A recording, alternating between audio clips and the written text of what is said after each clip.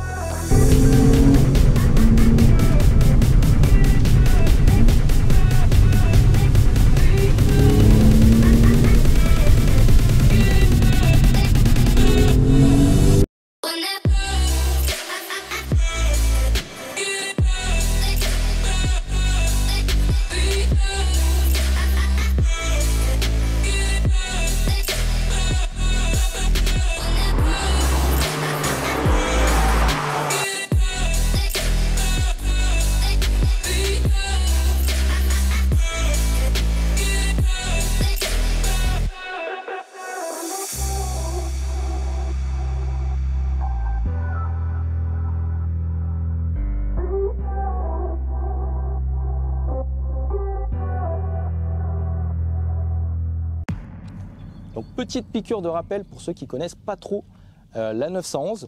Donc ça c'est une génération 996, c'est celle qui précède la génération 997. On les reconnaît par ces feux qui sont légèrement aplatis, ils sont pas ronds comme on a l'habitude de les voir sur les 911. C'est pour ça qu'on dit que voilà, c'est une Porsche qui est un peu une 911 qui est un peu mal aimée. Elle est aussi mal aimée car c'est la première 911 avec un refroidissement à eau. Les précédentes étaient avec un refroidissement à air, donc pour les Porschistes, c'était un blasphème. Donc voilà, pour faire un petit rappel historique, la 911, qu'est-ce qu'elle a de particulier?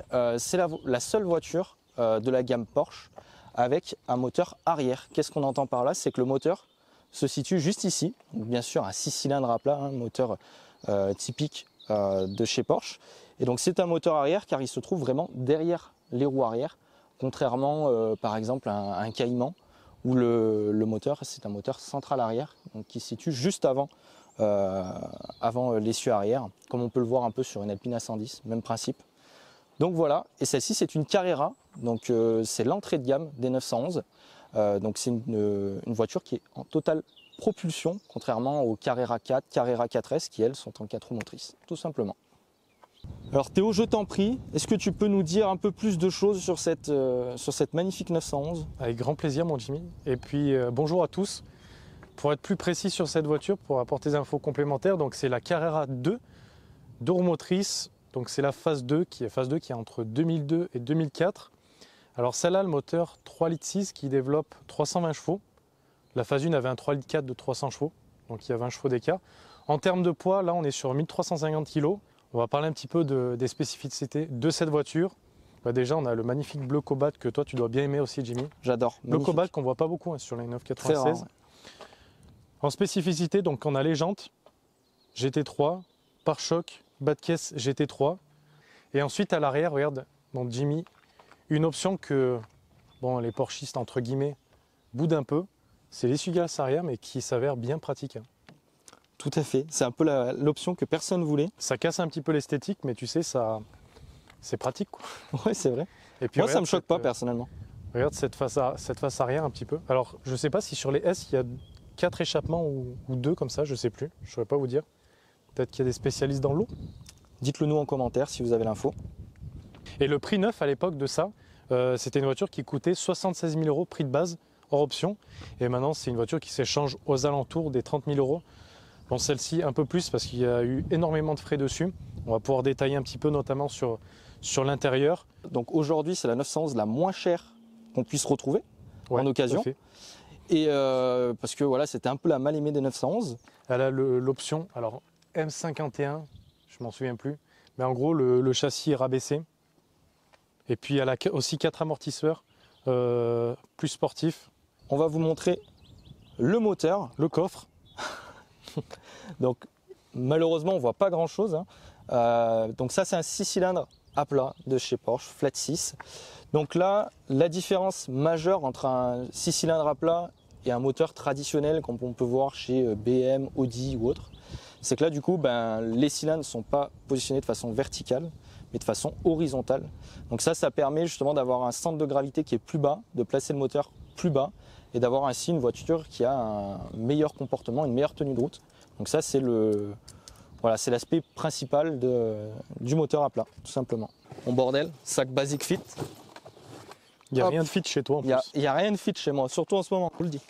Au niveau du coffre, le coffre de premier abord paraît très peu spacieux, mais en fait il est très profond. Donc vous pouvez très facilement partir en week-end, mettre justement deux valises cabine.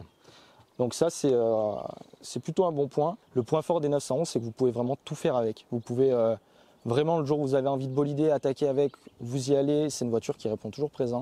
Vous voulez la sortir n'importe quand, ça démarre tout le temps. Ce n'est pas forcément le cas des autres marques, Ferrari, Lamborghini ou autres. Voilà. Donc ça démarre dès que vous voulez vous en servir. Au niveau des freins, tout suit. Et si vous voulez rouler tranquille et partir en week-end avec madame, ça se conduit comme n'importe quelle voiture. Donc ça, c'est très agréable. On retrouve les codes. Ça, c'est un peu la bible des Porschistes. Donc ça, c'est que ceux qui savent lire le morse qui peuvent déchiffrer ça. Mais en gros, c'est les options, quoi. C'est la liste des options, en effet, qu'on retrouve sur la voiture. Après, à savoir aussi que l'avantage de chez Porsche, notamment sur ces générations-là, c'est que vous avez les options qui sont sorties d'usine. Mais si vous achetez une 911 996 d'occasion et que vous avez envie de monter, je ne sais pas, le régulateur de vitesse ou autre dessus, vous allez chez Porsche, ils ont la possibilité de vous mettre ces options-là en plus, moyennant un financement, bien entendu. Bon, Jimmy, on va passer à l'intérieur. À l'intérieur, il y a beaucoup de choses à dire.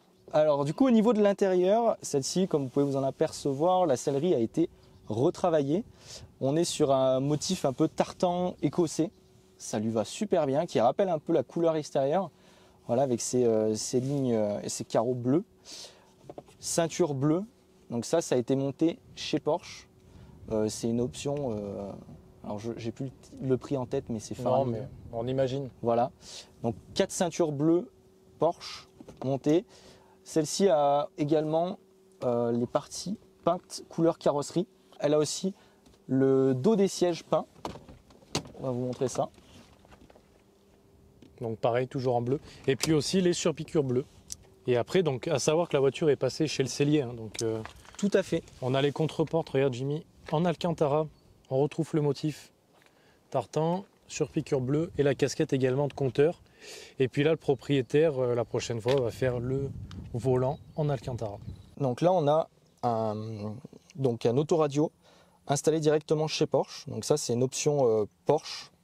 Donc ça, c'est super parce que même si vous achetez donc une ancienne Porsche, entre guillemets, donc une 996, qui était équipée justement d'autoradio de l'époque, etc., vous allez chez Porsche et vous pouvez faire monter un autoradio avec du coup toutes les nouvelles technologies que vous avez chez Porsche inclus justement dans le système.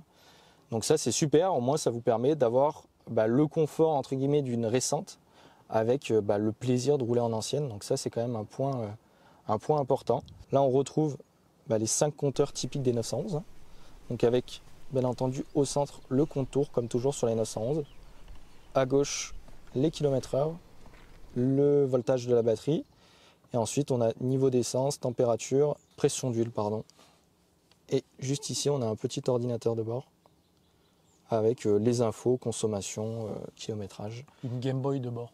Et juste ici, on a la clé. Alors pourquoi, Théo, les clés sont à gauche sur la 911? Parce que tout le monde pense que en fait, c'est pour le démarrage aux 24 heures du Mans pour que ça soit plus rapide. Mais en fait, apparemment, ce ne serait pas ça. Parce que tu as juste besoin d'avoir une vitesse déjà actionnée. Oui. Tu n'as pas besoin de la passer la vitesse. Non, et en fait, ce serait juste que le démarreur serait au bout, serait de ce côté en fait. Non, si je ne me trompe pas. Serait de ce côté, du coup, ça limiterait la distance de câble. Moins de câble, moins de poids, plus de vitesse, plus de vitesse. Plus de plaisir. Non, victoire. Victoire aussi.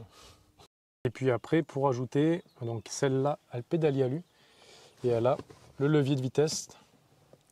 Parce qu'on ne l'a pas dit, bien entendu, mais c'est une boîte méca. Une boîte méca, bien sûr. Oui, c'est vrai qu'on ne l'a pas dit. On ne l'a pas dit, on n'y a pas pensé, mais c'est une boîte méca. Donc très, très, très, très bon point.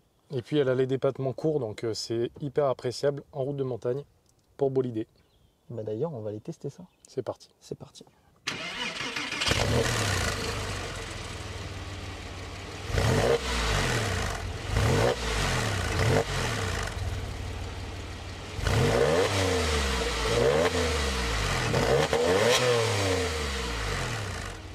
Donc c'est parti pour l'essai de cette magnifique 911. Là, tu as voulu fermer la fenêtre, là, non? Ouais, je cherche le... Alors le bouton pour lever les fenêtres est au centre. Je suis habitué. Alors on a eu la chance avec Théo de l'avoir depuis hier soir, donc on a pu se familiariser avec la voiture. Donc ça c'est appréciable hein, quand on fait un essai, parce que moi ça permet d'avoir la voiture directement en main et de mieux l'appréhender avant de faire l'essai routier en vidéo. Et ça c'est plutôt un point positif, donc on remercie le proprio qui va sûrement regarder cette vidéo de nous avoir fait confiance. Et d'ailleurs qu'il n'y a pas que cette voiture-là, qu'il y a d'autres voitures qu'on vous présentera sur la chaîne, des voitures très atypiques. Petit indice, je pense que vous n'en avez vu aucune sur aucune chaîne française automobile. Et sur les deux bagnoles, il y en a une qui, il y a 7 exemplaires en France. Donc voilà, c'est un peu de l'exclusivité, on est fiers et on a hâte de vous montrer tout ça. Première chose qui nous vient quand on monte à bord de cette 911, quand on est au volant, c'est que déjà c'est hyper simple à prendre en main. Ça se conduit vraiment comme n'importe quelle voiture. Après c'est vraiment, vous allez voir tout à l'heure quand on va avoir une conduite un peu plus dynamique, où ça change. Je pense que la 911, alors je pense que tu vas me rejoindre Théo, c'est une voiture qui se conduit comme n'importe quelle autre voiture, mais qui se pilote comme aucune autre voiture. C'est vrai ça, c'est une belle phrase. Non, mais j'en dirai pas plus. Donc là c'est parti, c'est un peu le rythme. On va mettre un petit peu de rythme parce qu'on n'est pas là pour s'endormir. Donc déjà au niveau du ressenti, c'est un châssis qui inspire vraiment confiance. Et c'est une voiture où, si tu veux avoir du train avant, donc pour ceux qui ne savent pas ce que c'est, si on veut que les roues avant grippent vraiment le sol, il faut vraiment freiner très fort, donc freinage bien en appui, dégressif. Et là on met tout le poids sur l'avant de la voiture en fait. Là par exemple, freinage dégressif, on met le poids sur l'avant, dégressif, ça permet de placer le train avant et de réaccélérer en sortie de virage. Parce que c'est un peu le problème des 911 qui ont du coup un moteur à l'arrière, c'est que le poids est vachement en retrait sur la voiture. Et du coup, pour pouvoir apporter du poids et du grip sur le train avant, il faut vraiment rentrer sur les freins et remettre une accélération en sortie de courbe. Et puis tu sais, ça fait partie des voitures où, par exemple, si tu la conduis à 60% de ses capacités, elle va paraître bizarre la voiture, elle va pas super bien accrocher, mais si tu dépasses ce seuil, là tu auras du grip sur le train avant et là elle va commencer à vraiment devenir très sympa quoi. Exactement. Et puis il faut pas avoir peur de monter dans les tours parce qu'on bien entendu on est sur un Atmo. Donc c'est vraiment au-dessus de 4000 tours que tout se passe. En dessous ça reste quand même assez calme hein, comme voiture. C'est assez coupleux. Oui, 3,6 litres hein, 3,6 litres hein, bien sûr.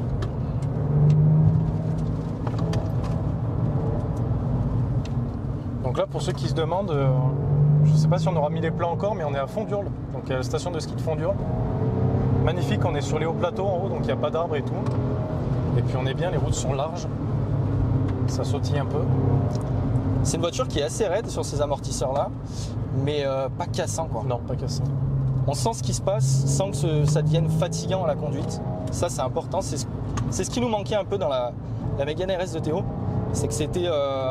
C'était hyper raide, pas donc trop.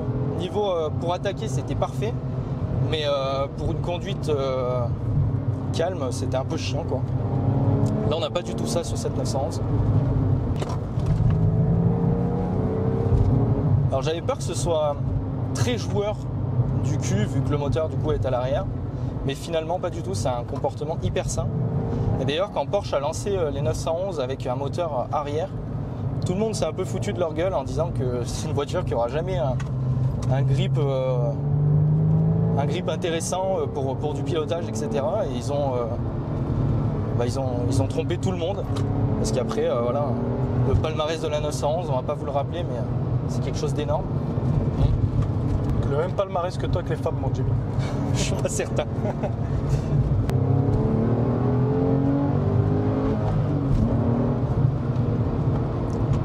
C'est sympa quand même. Ouais. Une Porsche, ça reste une Porsche. Quoi. Exactement. Et puis comme vous le savez, hein, sur la chaîne Mountain Drivers, les Porsche nous, c'est un peu notre truc. C'est la marque la plus représentée sur la chaîne.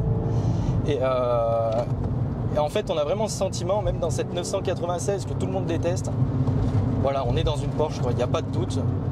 Que vous montiez dans une 924, une 996 ou une 991, vous montez, vous savez que vous êtes dans une Porsche. Il y a un truc qui se dégage qu'on retrouve nulle part ailleurs. Faut les conduire quoi. Faut les conduire. Après, au-dessus de 5000 tours, franchement, c'est phénoménal. Il ne faut pas hésiter à monter dans les tours. Là, on remet dans le contexte qu'on a une voiture de 320 chevaux à 30 000 €. Et pour vous comparer un peu, parce que c'est vrai que nous, on a toujours eu des voitures un peu moins puissantes. Moi, j'ai eu la Corvette qui est vraiment qui est un peu la concurrente de la 996. Au niveau du comportement, on est nettement au-dessus de la Corvette C6 que j'avais. Là, on est sur quelque chose qui tient beaucoup mieux la route, qui communique beaucoup plus, avec une direction beaucoup plus précise. Donc ça, il n'y a aucun doute. Je pense que malgré qu'elle ait quand même beaucoup moins de chevaux que la C6, on prend bien plus de plaisir, on se fait bien moins peur. Bah déjà, rien que le fait que les rapports soient bien moins longs. Puis cette boîte, la boîte méca chez Porsche, ils savent faire. Hein. Que ce soit boîte auto, boîte méca, les boîtes à vitesse de chez Porsche quand même sont phénoménales. À quand une GT3 RS sur la chaîne? Ou une GT2 et une GT2 RS aussi? Le plus tôt sera le mieux, j'ai envie de te dire. Les 997, celles qu'on a vues dans mon top la semaine dernière. Ah, ça serait bien. On va ouvrir un brin parce qu'il fait chaud. J'ai les mains, je sue des doigts. Toute la vitelle que j'ai bu sort par mes mains, j'ai l'impression. 7000 tours minute, le bruit est magnifique. Le Flat 6, à mon sens, a des plus beaux bruits de la production automobile. Pour en revenir un peu sur le prix de l'occasion justement de cette voiture, la vraie question qu'il faut se poser, c'est pas si c'est une Porsche bien aimée, mal aimée, etc. Ça, on s'en fout un peu. C'est quelle voiture aujourd'hui en dessous de 30 000 € vous offre ces prestations-là? Non, tu trouves pas, Théo? En dessous de 30 000 €, t'as rien d'aussi avec un budget après, de en fait, c'est tellement tentant, il faut juste après avoir une voiture qui a été hyper bien suivie et assumer un petit peu l'entretien quand même. Parce que c'est ça. Mine de rien, c'est une Porsche et tu sens le prix au niveau des pièces. Hein, quand c'est un problème, tu le sens vite. Quoi. Mais si tu regardes purement le prix et ce que tu as, c'est oufissime. C'est ouf. Bon, Théo, à toi de nous donner un peu ton ressenti au volant de cette 911. C'est parti, on va pousser un peu. Bon, bien sûr, avec l'accord du propriétaire. Et puis, c'est pas notre voiture, donc comme d'hab, on le répète toujours. Piano, piano, jamais à fond. Et tout se passera bien. Exactement. Bon, ben, que dire de plus après ce que tu as dit, mon Jimmy? J'ai beaucoup parlé, c'est vrai. Tu te verras avoir une 996, Théo? Et ben après avoir essayé, putain, je trouve ça fabuleux.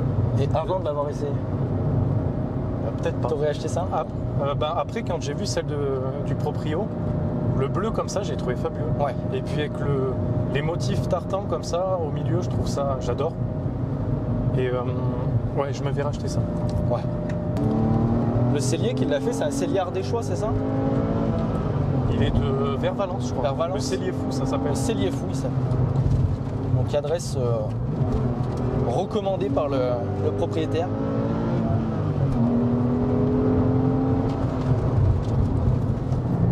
Alors bien que les sièges ne soient pas vraiment baqués, on sent que c'est des sièges Porsche, quoi. On est quand même bien maintenu, je trouve. Non, on est bien.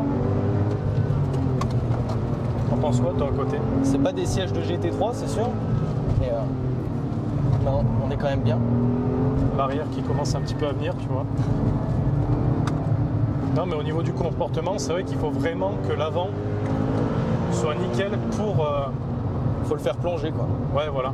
Et puis après, une fois que tu as passé la courbe, avec le poids du moteur à l'arrière, quand tu appuies, tac, la voiture, elle va s'écraser. Et là, vraiment, tu as une motricité fabuleuse, je trouve. Et je pense qu'avec cette conduite-là, je pense que sur la 911, si tu n'as pas de bons amortos, pour le coup, je pense que tu es cuit. Ouais, je pense. Tu sais, vu que tu rentres vraiment sur les freins et tout, qu'il y a vraiment un mouvement de caisse, ça peut vite avoir un comportement très bateau et assez dangereux. Bon, bah là, on va aller voir à Fondur un petit peu ce que ça donne. Bon, et bien, nous avons croisé notre ami Sylvain de chez EDG Racing, qui a voulu nous faire une petite démonstration des capacités techniques de cette Porsche 996. Donc Théo est parti avec lui. Ça va être un grand moment.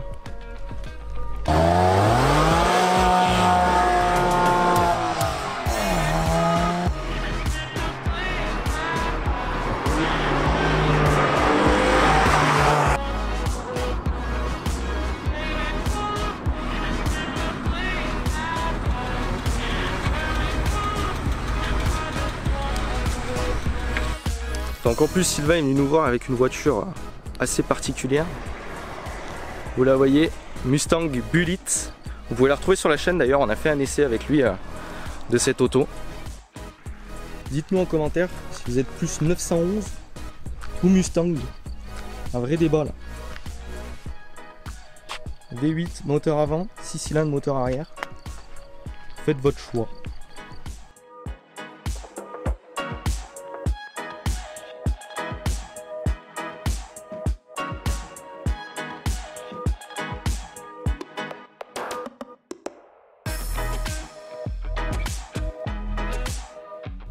Donc nous voilà arrivés à Fondure. Regardez ce décor magnifique. T'en penses quoi Théo? Moi j'aime bien. On est bien mieux ici qu'en ville. Ça fait comme des grosses dunes, mais à la montagne. Pour le 4L Trophy, c'est un peu la même ambiance. Les mecs traumatisés. Bon, vous avez pu voir notre petit essai routier. Bon, j'imagine que Jimmy aura mis les plans où on est avec Sylvain.